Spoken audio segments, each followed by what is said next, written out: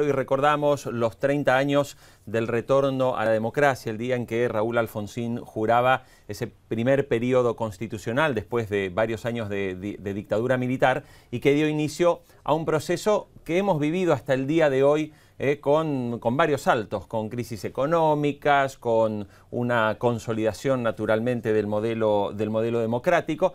Pero bueno, hoy vamos también a conversar, y por eso es que contamos con un invitado especial, porque queremos analizar el momento que se vive económicamente en la Argentina. Y nadie mejor para explicarnos esto que un exministro de Economía, y estamos hablando del exministro de Economía, Domingo Felipe Cavallo, quien nos está acompañando desde Estados Unidos en esta videoconferencia en donde nos recibe. Doctor Cavallo, ¿cómo le va? Es un gusto saludarlo.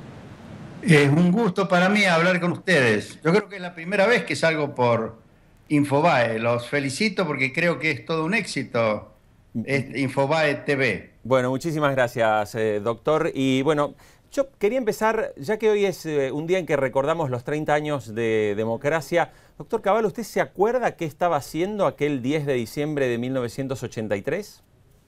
Sí, me acuerdo muy bien. Yo vivía en Córdoba y recuerdo que como muchos, como todos diríamos, estábamos muy esperanzados en que el retorno de la democracia podría ayudarnos a superar muchos problemas que se habían acumulado durante décadas. Doctor, bueno, naturalmente queríamos conversar con usted acerca de la situación también económica que está viviendo la Argentina, porque como usted bien sabe y usted está bien informado, hoy estamos atravesando una serie de problemas a los cuales pareciera que el gobierno no les encuentra solución. La primera pregunta que le quiero hacer, doctor Cavallo, es ¿cómo se derrota la inflación, que es en este momento la principal angustia de los argentinos? Anunciando un programa económico que la gente considere creíble y que apunte a resolver los problemas acumulados hasta este momento y por supuesto comprometiéndose a una regla monetaria que esté enderezada a primero bajar y luego mantener baja a la inflación. Esto no debería ser novedad en la Argentina, porque es lo que hicimos en 1991 para erradicar una inflación que en aquel momento había llegado a varios miles % anual y que tenía una historia de prácticamente 45 años. Yo creo que ahora que tenemos una historia de, yo diría, 10, 11 años de alta inflación, y que la inflación es todavía del 25%, debería ser relativamente fácil si es que el gobierno abandonara estas ideas de que todas las decisiones económicas, incluso a nivel de microeconómico, deben ser adoptadas por el propio gobierno, interviniendo en todos los mercados, desplegando un enorme gasto público, estatizando empresas. Si todas esas políticas se revirtieran de una buena vez y apareciera un programa económico coherente y por otro lado se instruyera al Banco Central para que cumpla con su misión, que es la de mantener baja la inflación, es decir, defender el valor de la moneda, yo creo que se podrían lograr resultados en periodos cortos de tiempo. Pero Ahora, por supuesto, sí. eso requiere un gobierno que cuando haga anuncios sea creíble. El mayor problema que tenemos en este momento es que el gobierno de Cristina Kirchner y antes el de Néstor Kirchner han mentido tanto y han acumulado tantos relatos que no tienen ningún fundamento, que son totalmente diferentes a la realidad, que les resulta muy difícil, yo diría casi imposible a esta altura del gobierno de Cristina, del segundo mandato de Cristina, inspirar confianza hacia el futuro. Por eso es que tienen tanta dificultad para resolver los problemas acumulados. Ahora, doctor Cavallo, si bien usted dice que el gobierno a lo largo de estos años ha mentido con las cifras, etcétera, ¿por qué cree que finalmente O sea, ese mismo gobierno ganó varias elecciones, sigue conservando una mayoría en el Congreso. ¿Será que a los argentinos nos gusta vivir en inflación? No, no, yo creo que a los argentinos no nos gusta vivir en inflación, resulta muy claro. Yo creo que todos los conflictos sociales que hay en este momento son consecuencia de la inflación, porque la inflación golpea a todo el mundo, pero a algunos más que otros. Por supuesto, a los que viven de un salario que se ajusta solo periódicamente, mientras los salarios no se ajustan, la inflación los golpea todos los días. No, yo no creo que los argentinos nos guste la inflación. Incluso más, yo diría que de acuerdo a la experiencia de los 45 años anteriores a 1991, en aquella época los argentinos soportaron inflaciones mucho más altas que las actuales y recién al final reaccionaron demandando soluciones como las que implementamos en 1991. Yo diría que es sorprendente en cierta medida, de acuerdo al antecedente histórico, que ahora con 25% de inflación al año, ya la gente esté muy predispuesta en contra y reclamando soluciones, ¿no? Doctor Así Cavallo, que, sí. usted estará viendo por estas horas una ola de saqueos que se están produciendo en distintos puntos de la Argentina, entre ellos en su propia provincia de Córdoba, que fue un poco donde comenzó esto hace una semana. ¿Usted cree que estas reacciones violentas tienen una relación también con la situación económica desde el punto de vista de los altos niveles de inflación? Yo creo que sí, que tienen que ver, pero tienen que ver también con otros fenómenos que abonan la creciente inseguridad que hay en la Argentina, ¿no? Yo tengo la impresión de que tienen que ver también con la difusión que ha tenido la droga y el narcotráfico, la penetración que ha tenido en la Argentina y que ha llevado a mucha gente a estar muy predispuesta a la violencia. Eh, por supuesto, yo condeno totalmente estos actos de violencia y también me parece un muy mal método por parte de las policías acuartelarse y dejar indefensa a la sociedad para plantear un reclamo judicial. En ese sentido, la dirigencia política argentina se ha pronunciado en forma prácticamente unánime, desde la extrema izquierda a la extrema derecha, todos los partidos políticos han condenado esta actitud de las policías. Pero no es menos cierto que hoy día, para alguien que arriesga su vida defendiendo a los demás, las remuneraciones que están recibiendo, teniendo en cuenta la alta inflación, son absolutamente insuficientes. Así que yo espero que encuentren los gobiernos provinciales y también el gobierno nacional la posibilidad de mejorar la situación de las policías. De paso, quiero destacar que cuando el Estado se mete en muchas actividades que debería dejar en manos del sector privado, relativamente desatiende aquellas que son funciones básicas, como por ejemplo darle seguridad a la gente o proveer educación primaria y secundaria o atender la salud de quienes no tienen ningún tipo de cobertura o proveer justicia.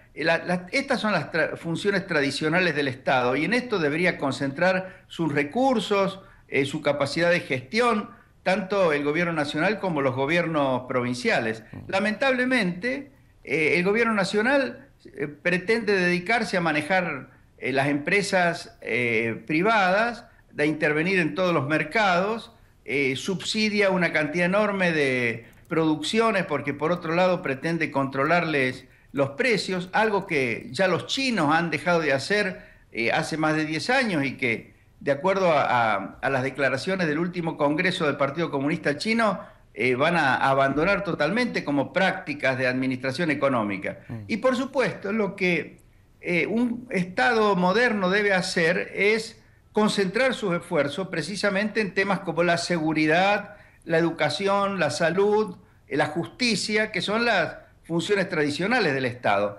En esa dirección debería moverse la organización del Estado argentino y también de la economía argentina. Para eso el gobierno debe dejar de meter su mano y sus narices en todos los mercados donde deberían operar en competencia y en libertad las empresas privadas. Ahora, Después, doctor Cavallo, sí. usted hace mención, digamos, a un Estado demasiado metido hasta en la microeconomía. Hace algunas semanas asumió un nuevo ministro de Economía. ¿Usted cree que Axel Kicillof es un hombre que puede, digamos, reunir las condiciones para esas políticas de un Estado menos intervencionista, o por el contrario, lo ve muy enfocado en seguir esta tendencia de que el Estado interviene en absolutamente todos los procesos productivos? Bueno, sí, me guío por sus discursos y por lo que él ha venido diciendo. Obviamente, él es partidario de una especie de planificación al estilo de principios del siglo XX en los países socialistas. Pero yo creo que la gente, a medida que va madurando y sobre todo cuando va teniendo experiencia, se pone más realista y abandona ciertos prejuicios. Yo estuve siempre confiado en que después de 2 años de experiencia como viceministro y de haber constatado que el efecto boomerang de muchas de las intervenciones que hicieron en ese periodo, Kicillof probablemente debería haber aprendido. Y ahora veo que va a China. Es un buen momento para ir a China.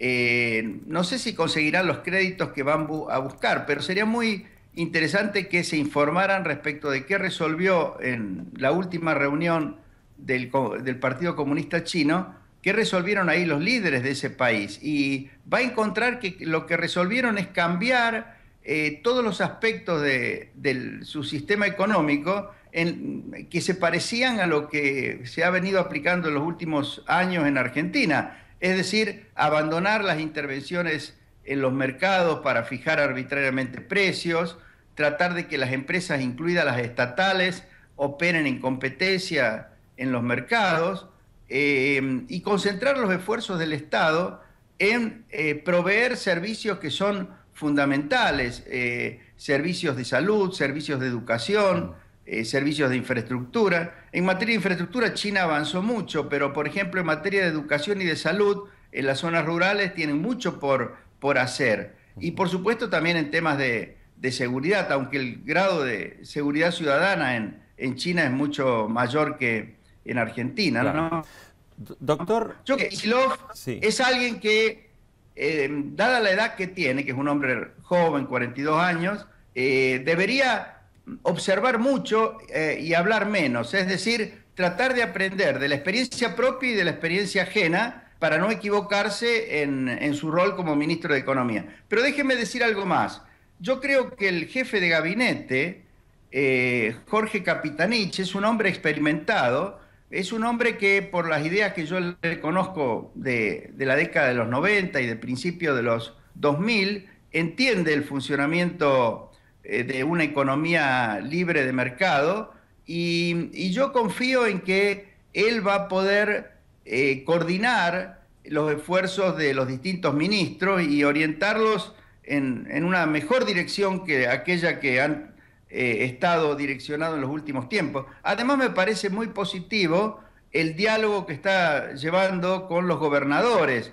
Yo creo que este es un periodo no solo económico, sino también político, en que tiene que haber un gran diálogo entre los gobernadores provinciales, los intendentes incluso, y el gobierno nacional. Y por supuesto los partidos políticos tienen que concentrar sus esfuerzos en tratar de prepararse para gobernar bien a partir del 10 de diciembre del 2015, donde algunos de los partidos políticos que hoy están en la oposición seguramente va a tener que asumir las responsabilidades de gobierno. Doctor Cavallo, lo quiero llevar un momento a los temas como más urgentes que hoy tiene, me atrevería a decir, la gran mayoría de los argentinos y fundamentalmente la clase media, que es la que hoy un poco también se siente muy golpeada, también por la inflación, por la incertidumbre sobre el tipo de cambio.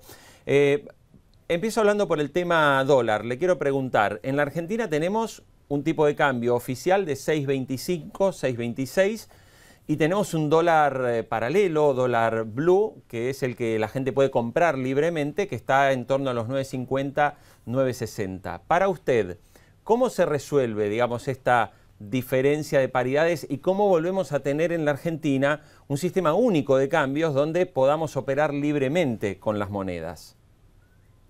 Bueno, lo primero que tiene que hacer el gobierno, y yo lo vengo recomendando desde hace, yo diría, algunos años, pero fundamentalmente en los últimos meses, es dejar que el mercado paralelo, o eso que se llama el blue, funcione como un mercado realmente libre, sin ningún tipo de restricción, pero a la vez siendo un mercado legal, es decir, que no sea un mercado paralelo, ilegal, que la gente tenga que hacer las transacciones a escondidas y que pague enormes costos de transacción, sino que sea un mercado realmente libre, a donde puedan comprar y puedan vender sus divisas los que no consigan divisas en el mercado oficial o no estén obligados a vender las divisas en el mercado oficial.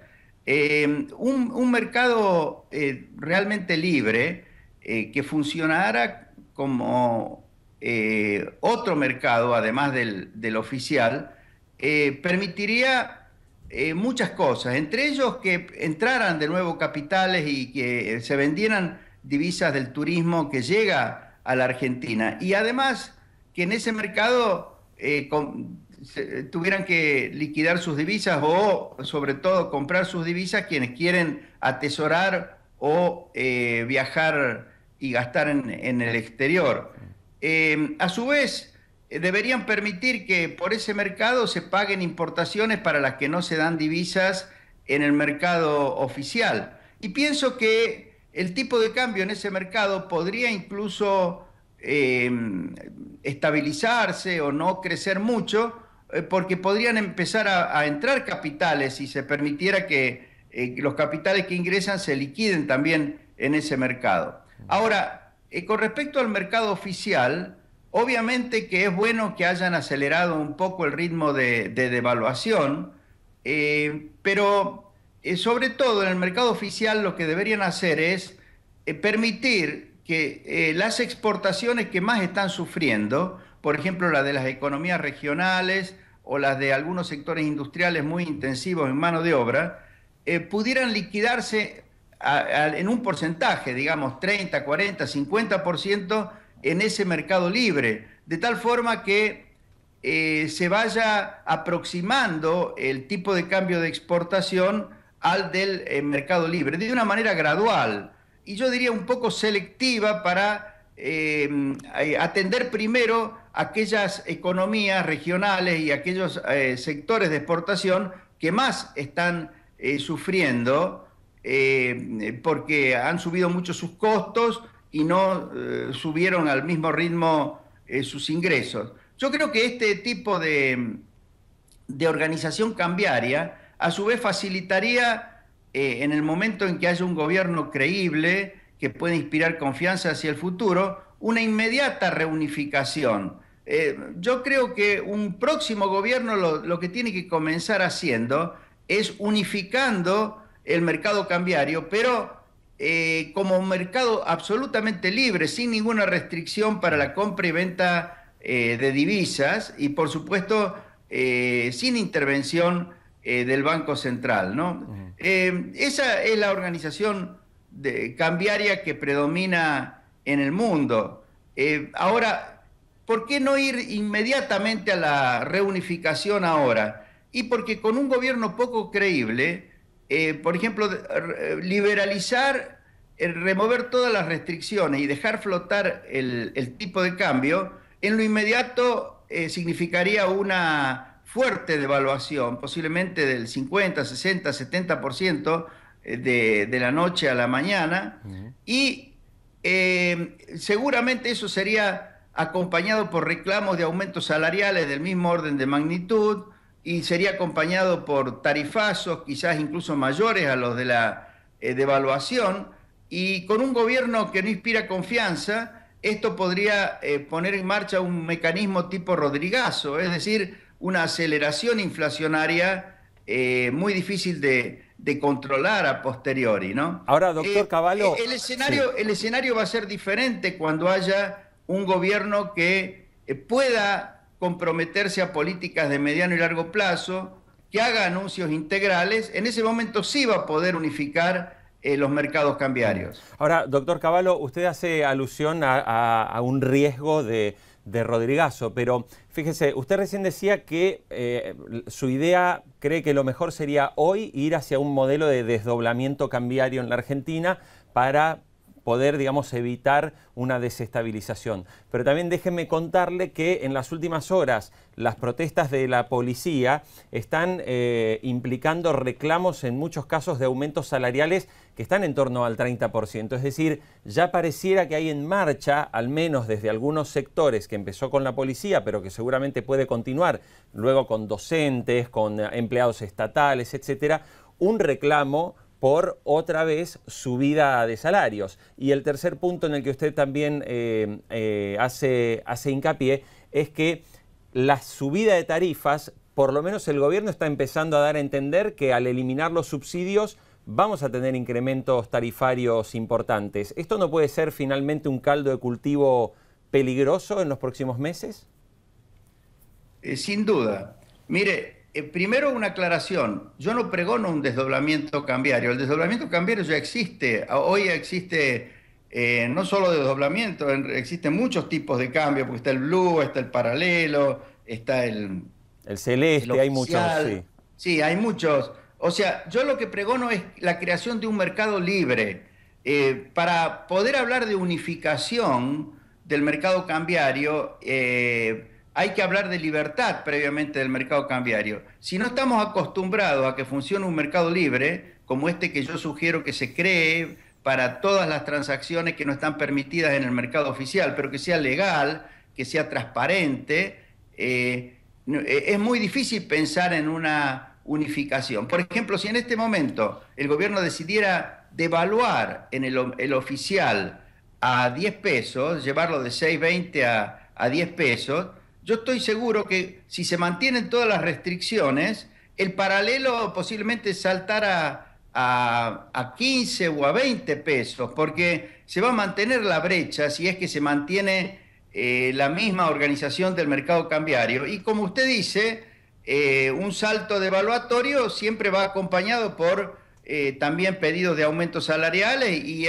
además el tarifazo probablemente termine siendo más alto que el propio salto devaluatorio. Así que, por supuesto que no resolvería nada una fuerte devaluación.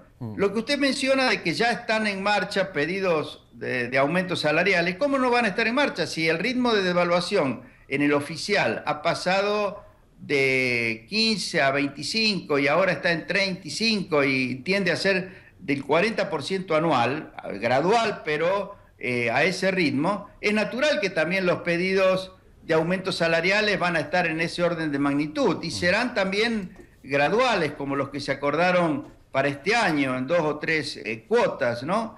Y el tarifazo, aun cuando no hubiera inflación, el tarifazo se viene inexorablemente porque han quedado tan atrasadas las tarifas y demandan tantos subsidios del Estado que ahora ya el Estado no puede financiar, que inexorablemente van a tener que ir produciendo aumentos de tarifa. O sea que, sin duda, los 2 próximos años van a ser años muy difíciles, con una sucesión de aumentos.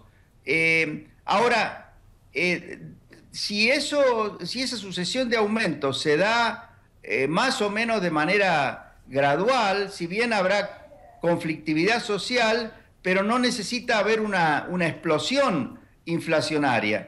Si se produjera una explosión inflacionaria como fue el Rodrigazo del 75, bueno, las consecuencias después son impredecibles. Fíjese usted lo que pasó después del Rodrigazo del 75. Tuvimos 15 años de inflación muy, muy alta, nunca inferior al 100% anual, y llegamos al final a una inflación de varios miles % anual. Y en ese periodo la economía estuvo virtualmente estancada. Es el típico fenómeno de la estanflación que duró 15 años, desde 1975 hasta 1990. 90, ¿no? Por eso yo creo que lo mejor que puede hacer este gobierno es tratar de que no haya una explosión inflacionaria, pero que va a haber alta inflación, que va a haber conflictividad social derivada de que algunos precios y algunos salarios van a subir más rápido o menos rápido que otros.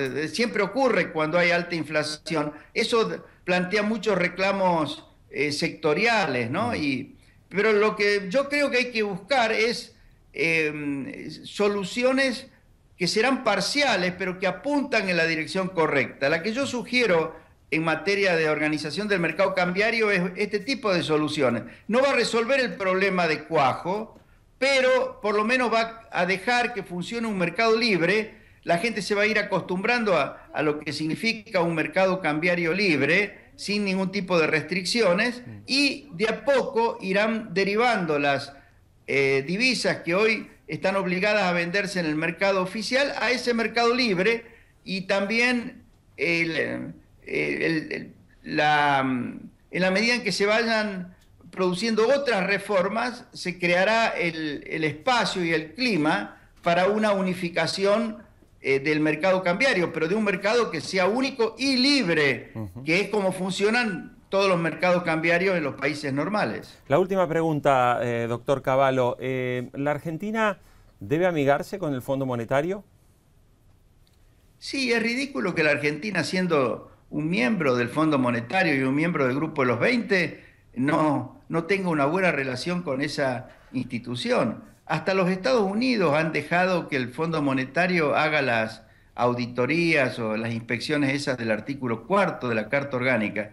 Argentina lo primero que debe hacer es permitir que el Fondo Monetario haga esas auditorías. Además han sido acordadas en el Grupo de los 20, reuniones en las que participó la presidenta Cristina. Entonces, yo no veo la razón. Sí, en realidad entiendo qué es lo que pasa. Como han mentido con las estadísticas de precio, incluso con las estadísticas de crecimiento y con todo el sistema estadístico, tienen miedo que el fondo diga, bueno, hemos constatado que las estadísticas no se ajustan a la realidad. Pero eso hoy es tan evidente y todo el mundo lo acepta. El único que siente temor de que sea reconocida la mentira es el propio gobierno. Yo creo que enredarse en ese tipo de restricciones es una tontería. Tendría que tener una relación normal con el fondo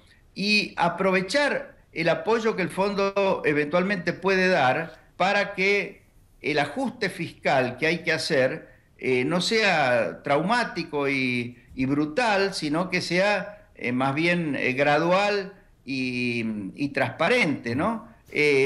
Por ejemplo, cuando yo hablo de ajuste brutal, me refiero al ajuste que se produce con una fuertísima devaluación.